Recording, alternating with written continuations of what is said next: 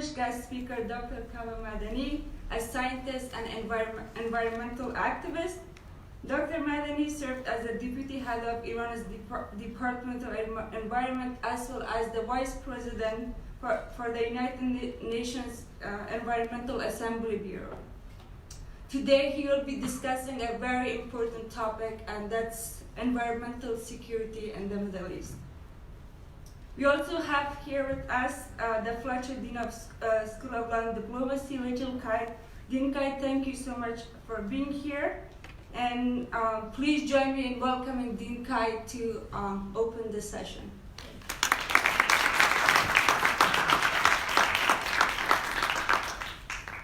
So you came here to listen to Kaveh Madani, which I did too, so I won't speak for very long. But welcome and thank you for being here. There is no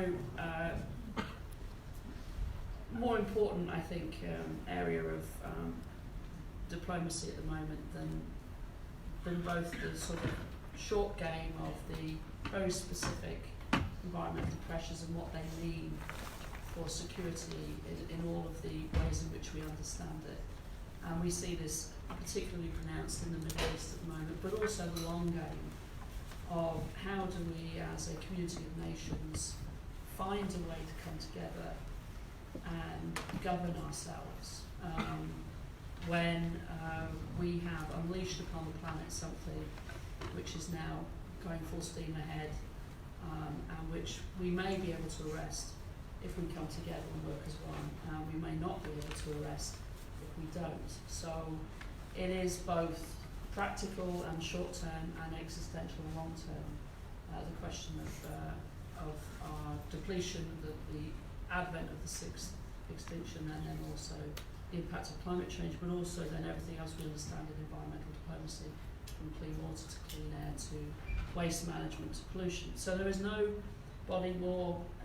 person that could be better to speak about these things, in particular in relationship to the Middle East, than Mr. Madani. I think that attempts in the recent past to improve and strengthen environmental governance, which he was a large part, especially I'm referring now to the United Nations Environment Assembly. These are, it's a little too early to tell whether these are going to be able to do everything that we wanted them to be able to do. And here's somebody who's been on the inside.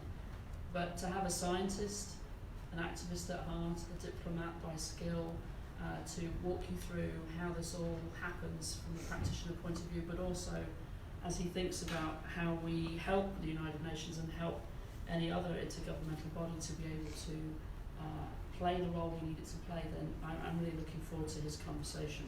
So I'm here to listen and learn alongside all of you, but being able to bring practitioners, scholars and scientists all in one person at one time here to Fletcher's wonderful. And I want to congratulate the Kaveh Center and to you who brought him here. So welcome to Fletcher. I hope we'll come back very often. We've got lots to do together. Thank you very much.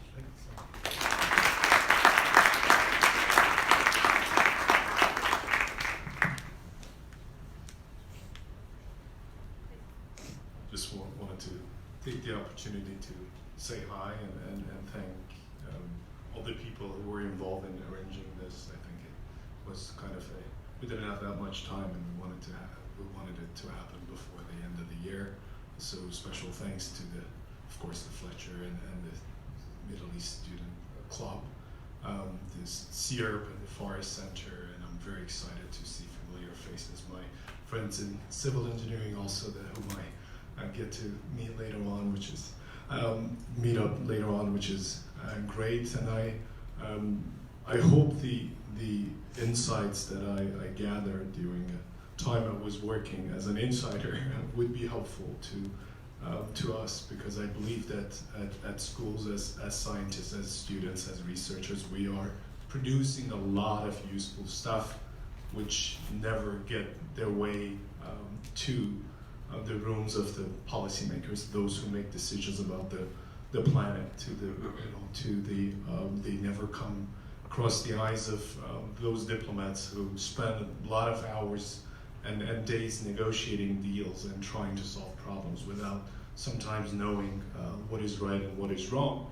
And then also on our side of the game, I think a lot of times we solve superficial problems because we don't get the definition of the problem right. And one of those problems, I think, is environmental security. Still, we are struggling with defining what environmental security is, and then how we should address it and what we should do about it. What we see across the Middle East and North Africa is just an example of what the future might look like, what the near future might look like, and I think we have no plans for it. The scientists missed it, the intelligence community overlooked it, and the local decision makers were expecting something else to emerge, and they're now struggling with a situation that they cannot handle, and what the problems they are seeing today are the result of the solutions to the problems yesterday, and this cycle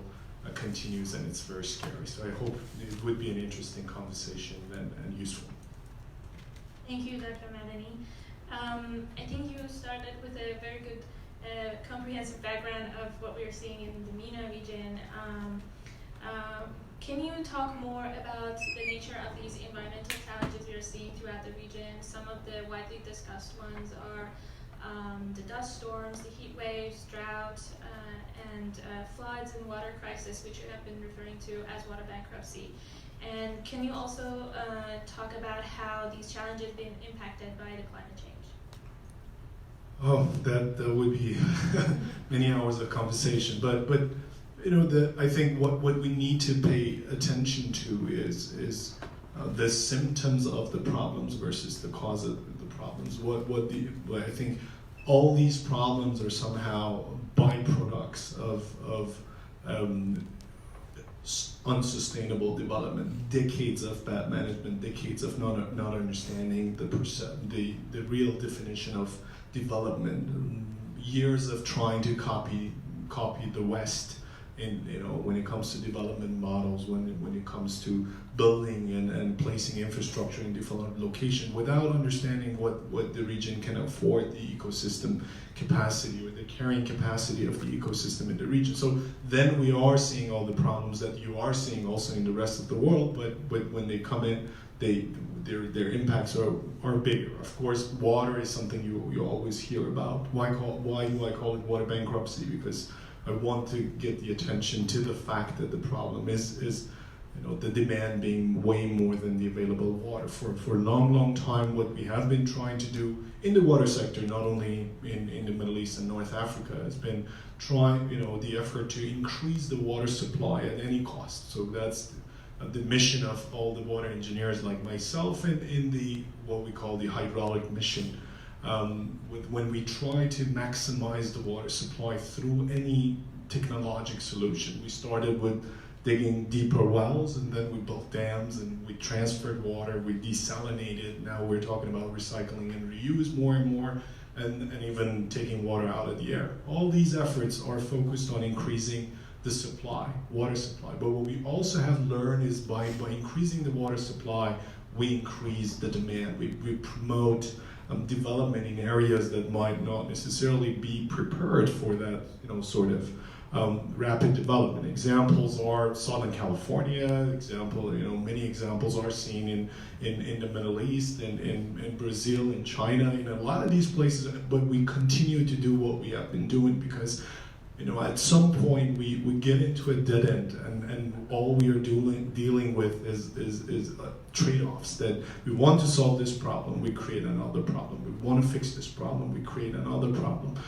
Today, it's ironic, right? But today we are having strikes in Iran, right? It's serious things, and as we are talking, there are people who might be getting killed or like getting arrested, and they're out for a gas price hike. As an environmentalist, as a person who's doing things on the environment, as a person who cares about climate change, cares about air pollution, which is big problems of the Middle East.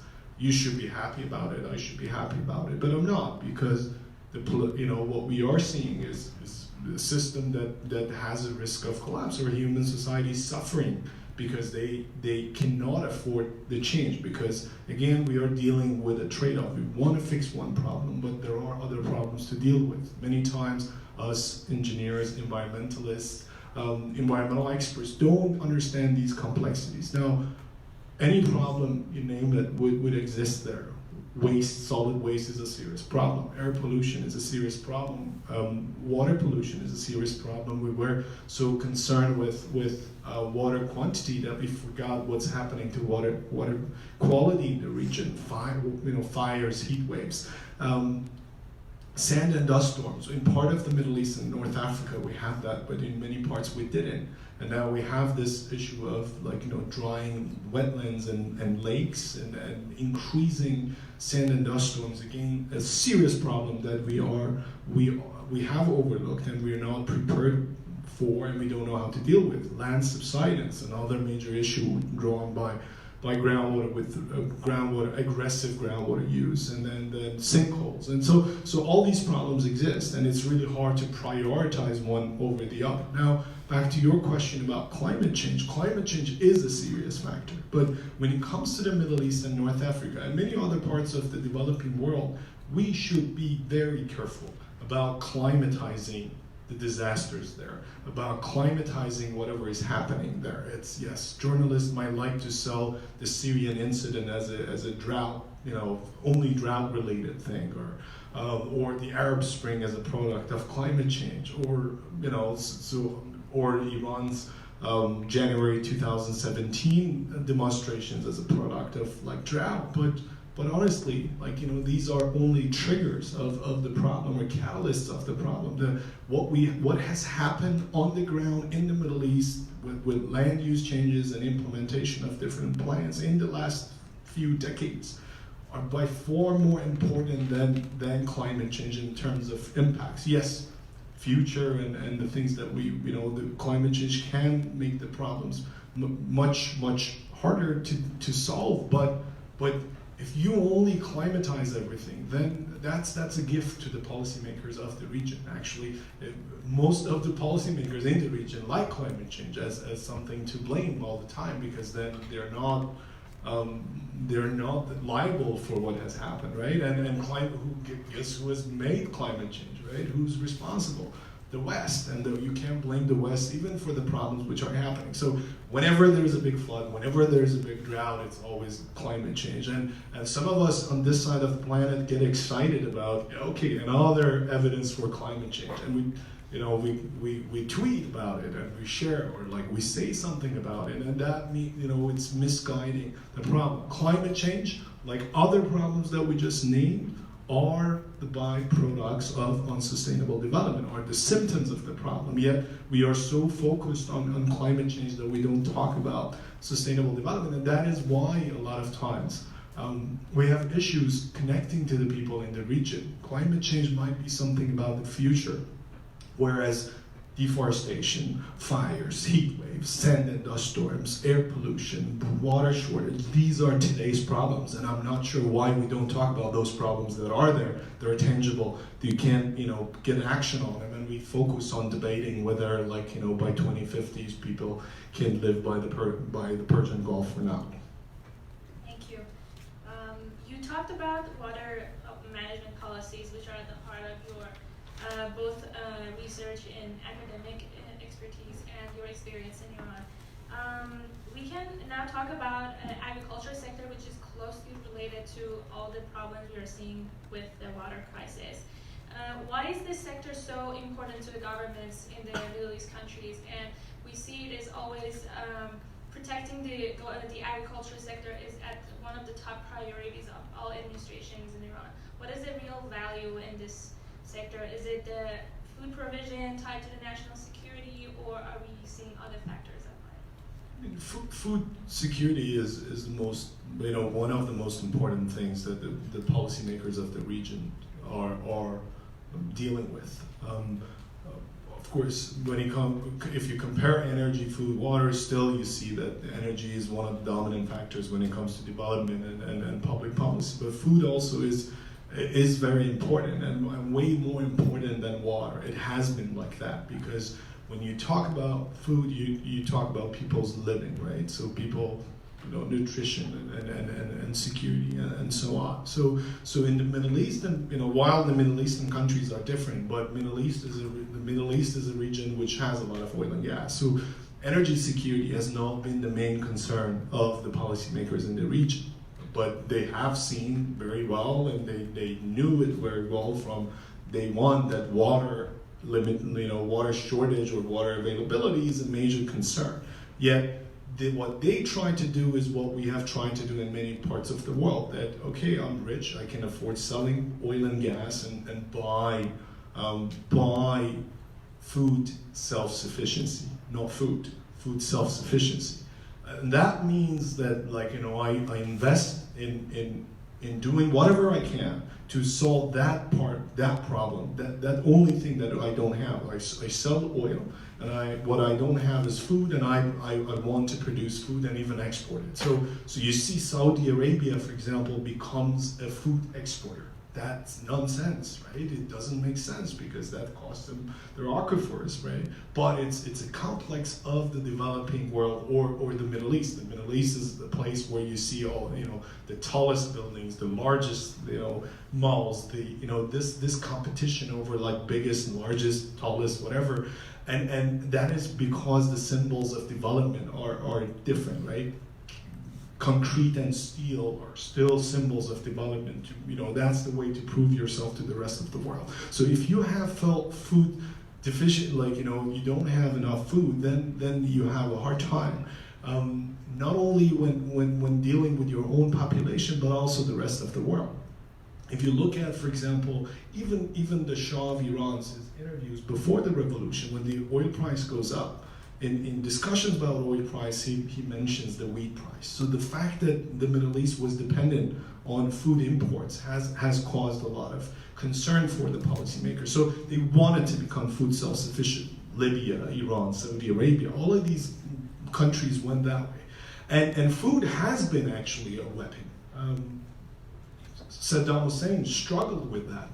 These last years, we had oil for food trade, right? It was a deal which was happening. So it is a valid concern. Qatar recently, when it went under embargoes of the Arab countries and its allies, it struggled with they had to import cows because they were not prepared for this incident. So food is a major issue.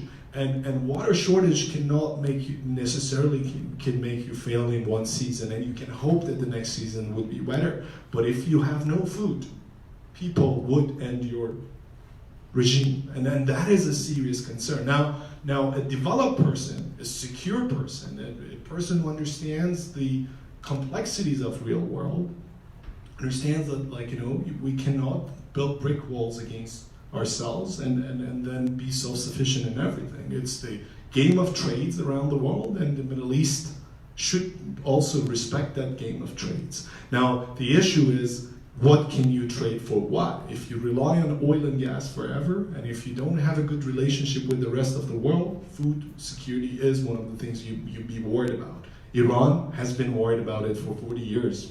They had a revolution.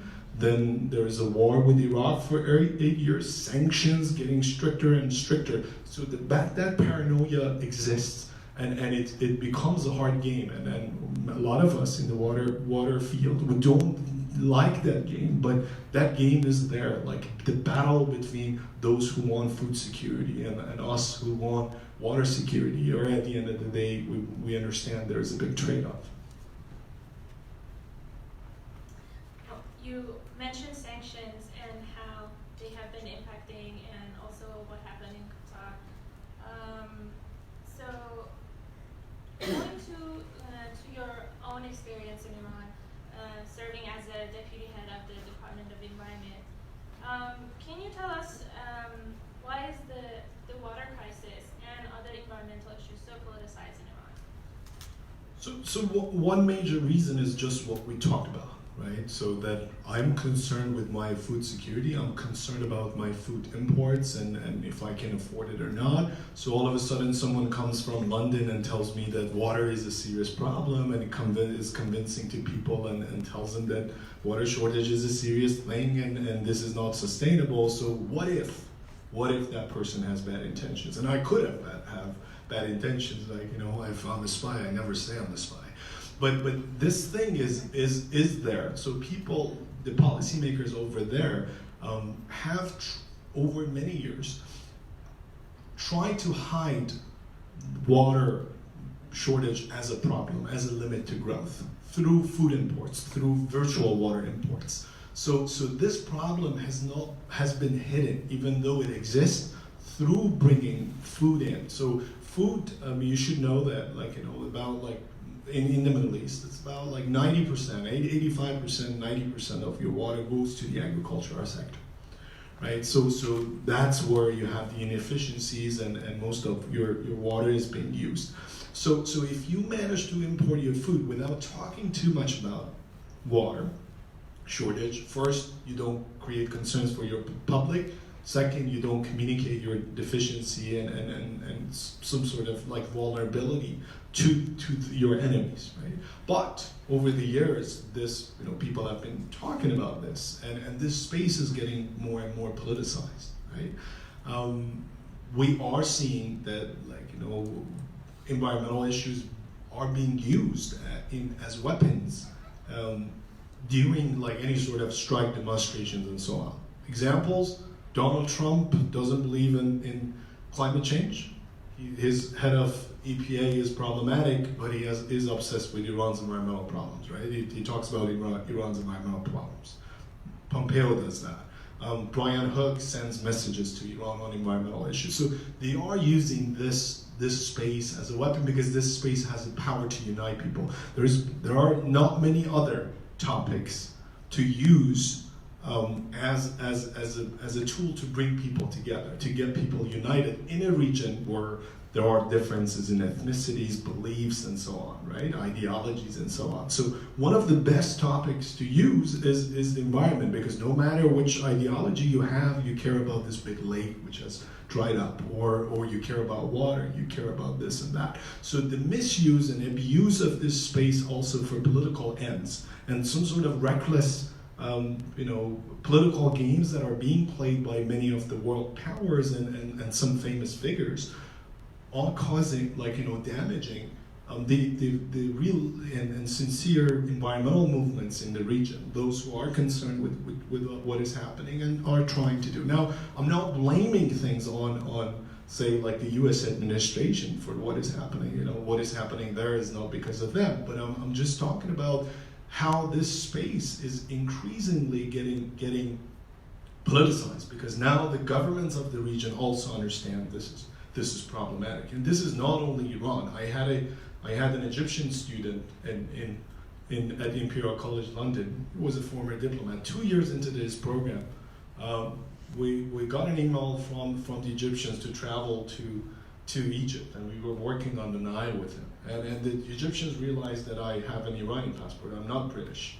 So there was chaos. So, this student recently graduated, and my name was never is nowhere in his dissertation.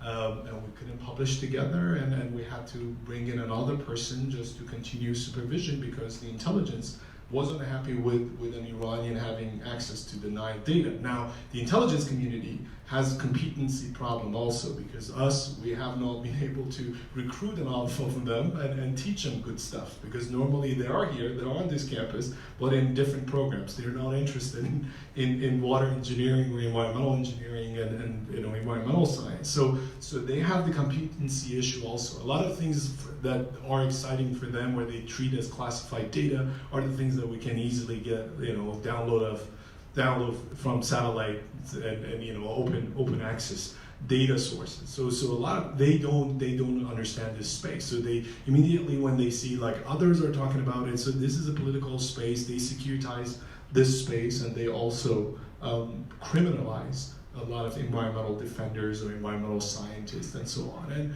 And same thing in Iraq, in other countries, that we have this sort of issue as an ongoing thing, and that's why a lot of environmental movements cannot, can never become mature and have a serious impact. Otherwise, we could have seen what we have seen in let's say, the US West in the 60s and 70s. What we are seeing in that part of the world is that similar problems, that the problems that appear after rapid development, they aren't into the consequences of your good solutions, good plans, and then you have to do some sort of trade-off management. But the difference is that their economies are not strong enough to deal with these sorts of problems. So it's like, they're going down and down. So it's not like, okay, Dust Bowl in the United States, let's change policies, let's move some people around, and then we have an economy which can afford that sort of change. The problem with sanctions, for example, that you ask is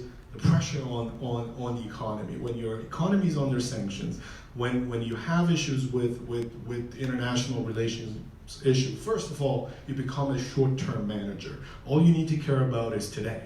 Forget about tomorrow. I have to keep my power. If I need to kill people for that, I do that. If I need to call everyone a spy and put them in jail, I'll do that. That's the first thing. Second is that your economy doesn't give you the chance of diversification.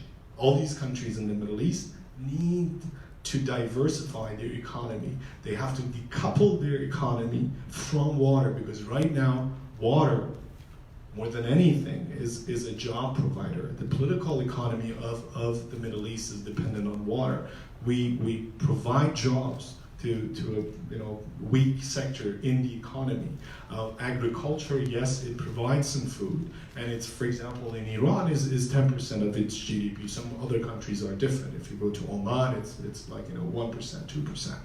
But a good number of people who live through your subsidies depend on this sector. So you bribe your land, water, and natural resources to them to keep their mouth shut. Because once they lose that job, they might end you. And governments around the world, including the United States, whether you're in the US, whether you're in France or China or any country in the Middle East, you're afraid of unemployment way more than water shortage or environmental degradation, or say climate change, which is like 50 years from now that many of these governments would not exist.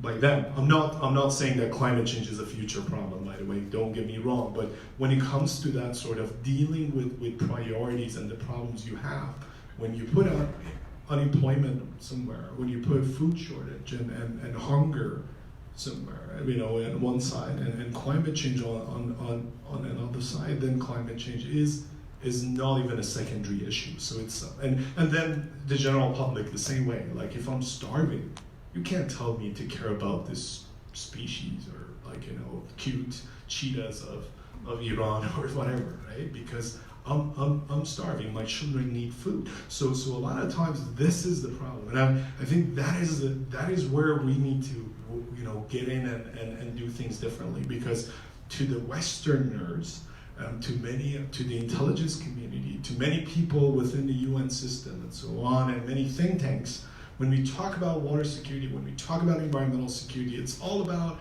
how environmental degradation can impact human systems in the future, or in the near future, in the long future. So it's about, okay, climate change can cause conflicts. Water shortage can cause migration. What we don't talk about is how instability in the region, wars, conflicts, tensions, bad economies, what is happening right now is degrading the environment. You don't need climate change to kick in. Even without climate change, this region is doing miserable. So this is what we need to communicate to the rest of the world. Why? Because we want them to understand the real problems. We want to understand that we are dealing with a reinforcing loop. It's not like, this drives the other thing. These two are impacting each other. Human viability and environmental sustainability. So these two, within a very scary reinforcing loop, we are seeing these two waking each other, worse and worse, and we can't really do anything with it. Why? Because look at what is happening in the country right now. Because to address this, so it's not about, okay, change the water price and you solve the problem, or tell people don't farm and you solve the problem, right? It needs major reforms, and a lot of times those who are dealing with environmental problems, those who sit in the Ministry of Water and Power and Environment and whatever, are the ones who have no authority when it comes to making economic reforms or making decisions about land use or development and so on, right? So what they deal with is band-aid solutions. So all they can do is, okay, I found another source of water, or yeah, let's increase the irrigation efficiency a bit, or this and that, while we need major reforms. The political cost of such reforms is so high that many politicians, the smart politicians, don't want to get into that game. The President of the United States also knows that if doing real things for climate change can cost him his political life. I'm really glad you mentioned how the governments are focused on keeping their constituents satisfied, worrying about providing jobs, security after that. I think that is very closely related to what we're seeing happening in Iran today, with the gas price hike and the protests happening. So in this loop that you talked about, that we need reforms before changing the policies to be more environmental aware. What should we do? Do you think did the government make the right decision to increase gas prices at this moment with the economic situation that we have in Iran, or is there the right time for these?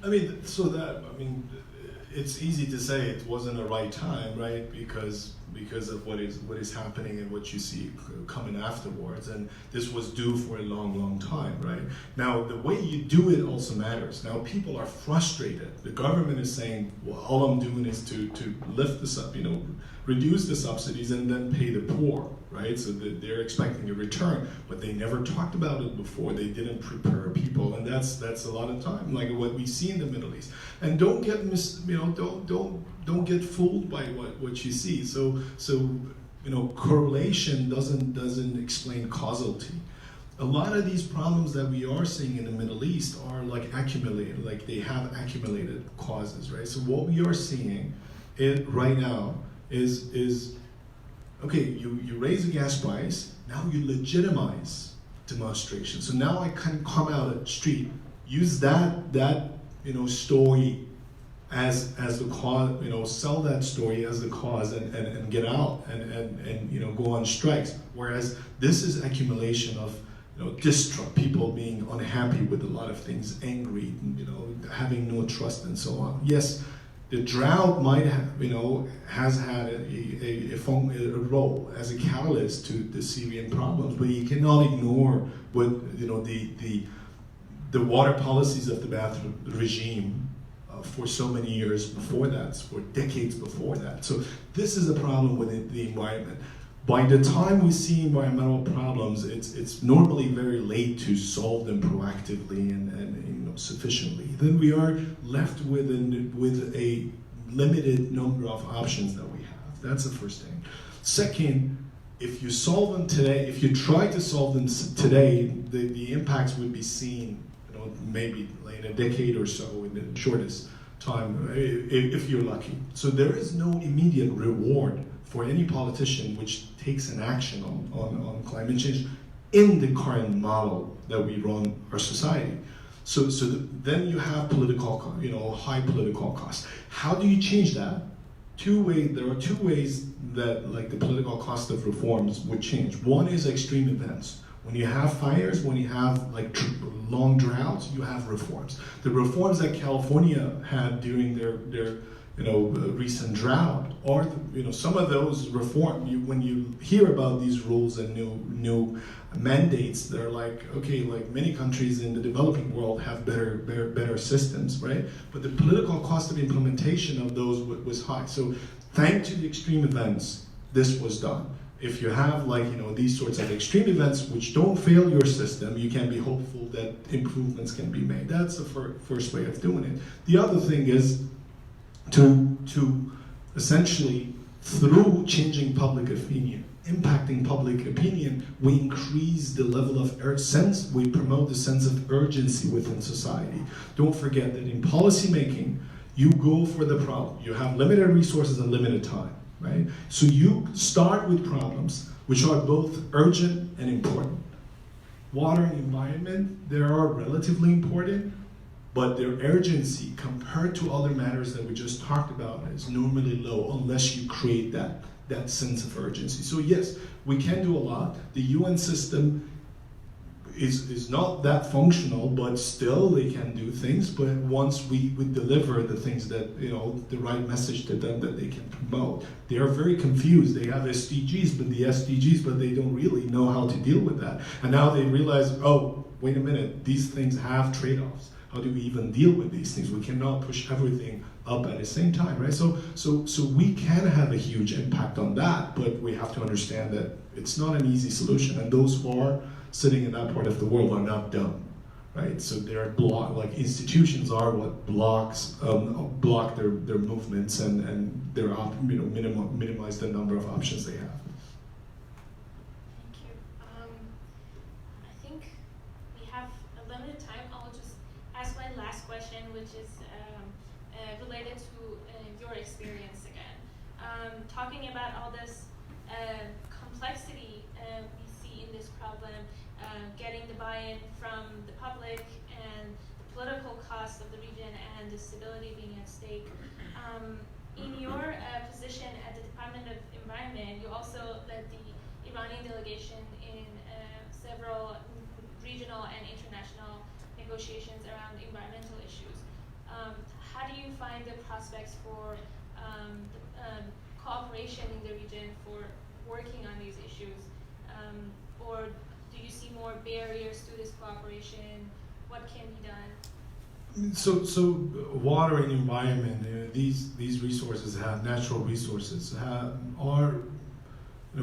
can be used as a weapon to threaten or as a good to promote cooperation. Yes, but when it comes to these topics, we're like a bit wishful thinking is there, and as a person doing water, I want to say that people cooperate around water, and we can use that to bring people together. Honestly, though, I think that what we need is more than water. The way that you can deal with these problems, like you cannot sit at a negotiation table only talking about water with your neighbor upstream, which is has a zero sum game to play, right? So give you more water, giving you more water means a loss for them.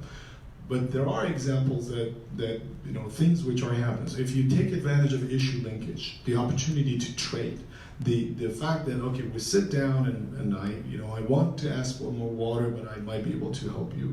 I might be able to help you with food, or get things out of the water, food, energy nexus. Talk about other things, like talk about economy, talk about job creation, talk about migration, stability, protection, and so on. So as an example, I was on the Iranian delegation negotiating water with the Afghans, right? But we were at the same time talking about 6 different topics, not only water, because if you only talk about water, that's a zero-sum game.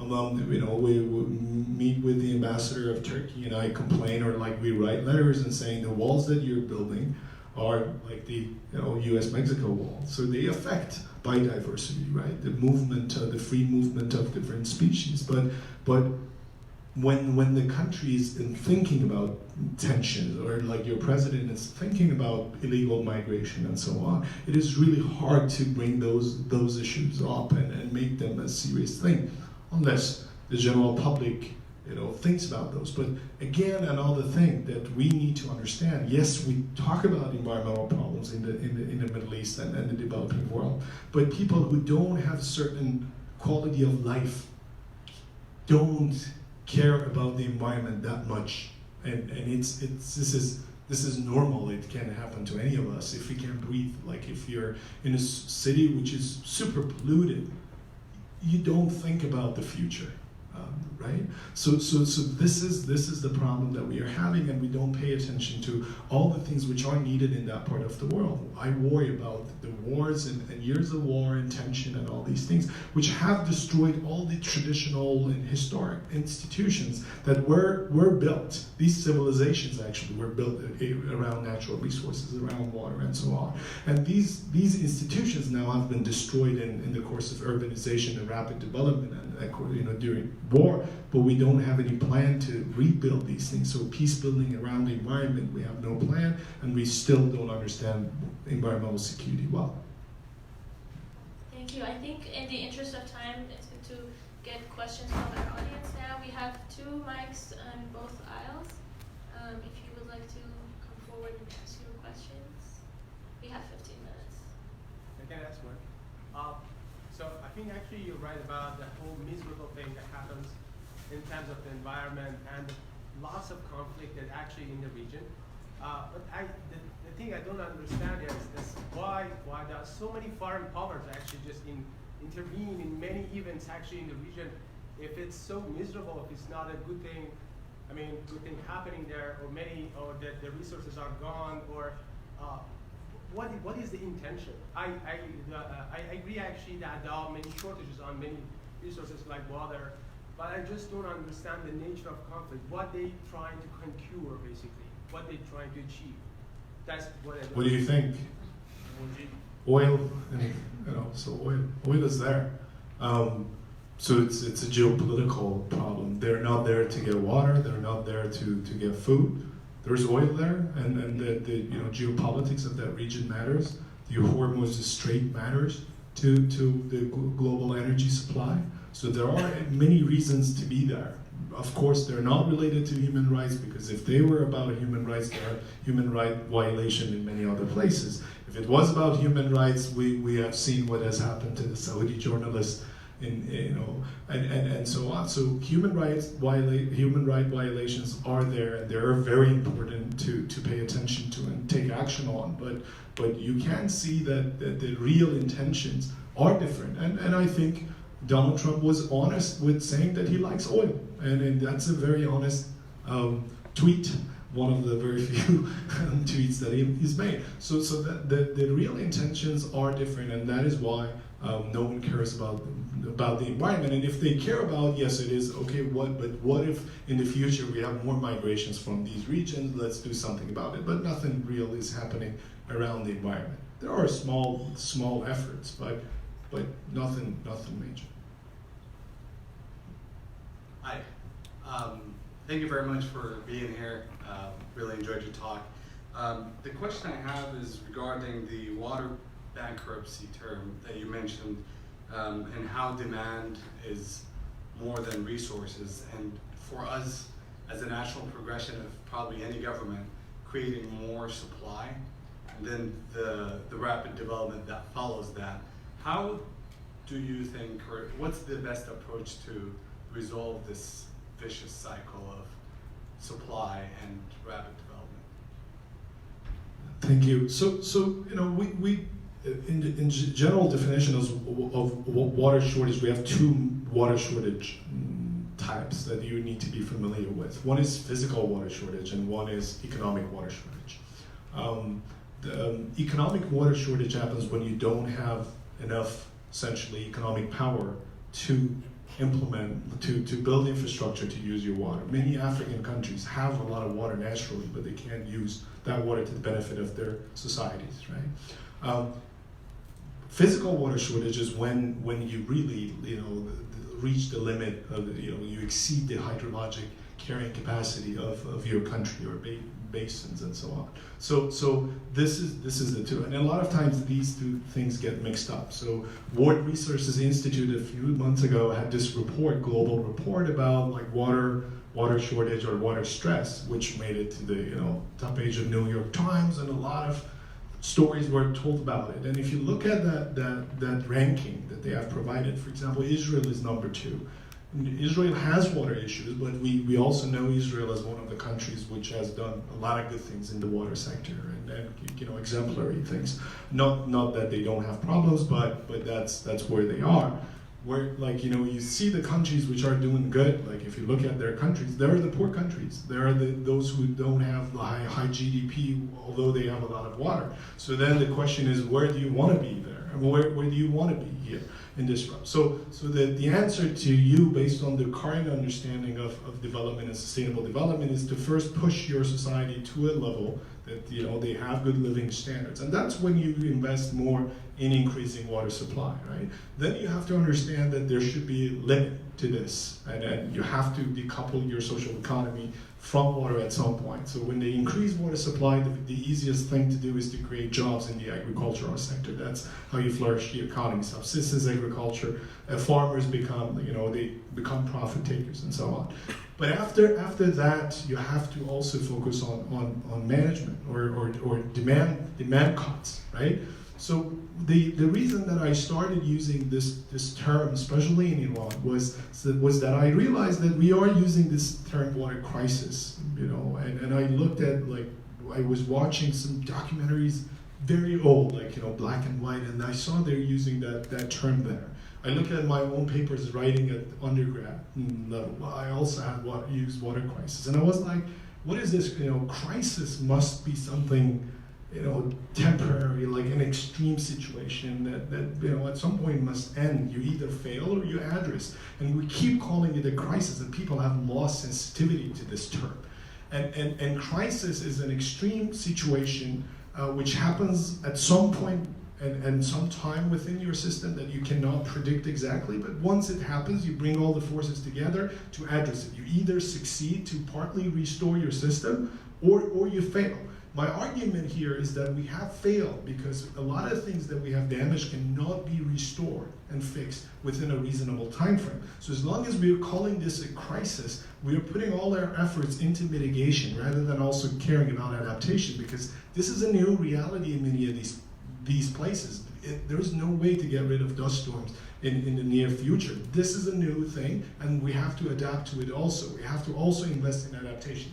And as long as we don't do that, and we admit that we are bankrupt, we are like a bankrupt person who goes and gets more credit cards, right? Rather than claiming bankruptcy, telling the creditors that you can't afford it anymore, and then, I don't know, divide whatever that state or that person has between them. So this was a point to make to the people, and then get out of also this fight of who's guilty, whether it's climate change, whether it's this president or that president, or like this regime or that regime. It was this big mismatch is there, and unless we communicate it properly to the people and we try to hide it in any way we can't really solve it. Hi, thank you for this conversation and all the things you said. My question is about advocacy, because whatever we've been talking about was more very top-down, very political, how people can be effective in this water bankruptcy, or every environmental problems that we have. So I think this is, if we understand that even in dictatorships, those in charge of the system care about the public opinion. We realize to change the reward and penalty systems for the existing administrators, wherever they are, we have to change the way people think about the environment and water and so on, right? So if you reward people based on their good decisions, then there are, even populist policymakers would be willing to take action. But as long as there are other things which matter more, then it's all the things related to the environment is cheap talk. So I strongly believe in the fact that advocacy and activism can pave the way for the big changes, no matter how small things are. So yeah, banning plastic straws, you think it has no impact? It does, because it has an impact on the way people think. People think about the plastic, and it has an impact on some other thing, and some other thing, and some other thing. Now, the problem I have with some of our activities around climate change is that the only thing we are focused on is climate action by the governments. And we say action, action, action.